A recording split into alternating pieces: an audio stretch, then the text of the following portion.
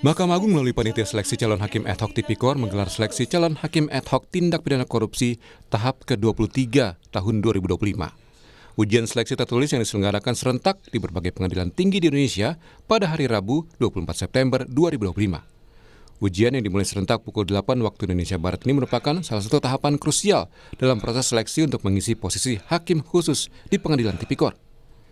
Ujian tertulis dibuka langsung Ketua Kamar Pidana Prim Haryadi dengan didampingi Panitera Mahkamah Agung Heru Pramono, Ketua Pengadilan Tinggi Jakarta Nugroho Setiaji, dan Wakil Ketua Pengadilan Tinggi Jakarta Albertina Ho di Pengadilan Tinggi Jakarta.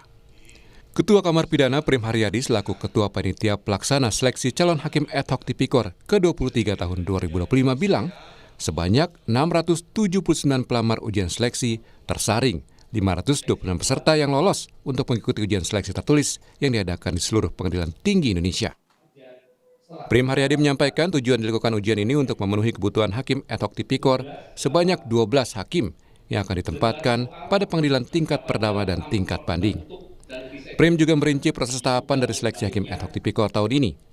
Bagi peserta yang lulus tahapan ujian tertulis, masih akan mengikuti beberapa tahapan seleksi lanjutan, seperti uji publik, profile assessment, dan wawancara dengan pimpinan Mahkamah Agung.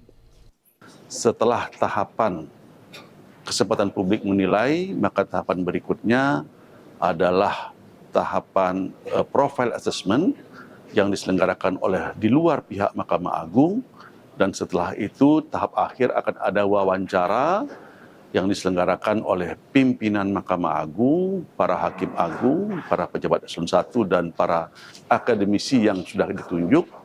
Dan mereka-mereka itulah nanti yang akan menentukan rapat kelulusan siapa-siapa yang dinyatakan berhasil untuk menjadi hakim ad hoc tipikor di tahap 23 ini.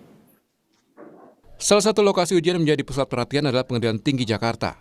Ujian tertulis ini diikuti peserta yang sebelumnya telah dinyatakan lulus seleksi administrasi.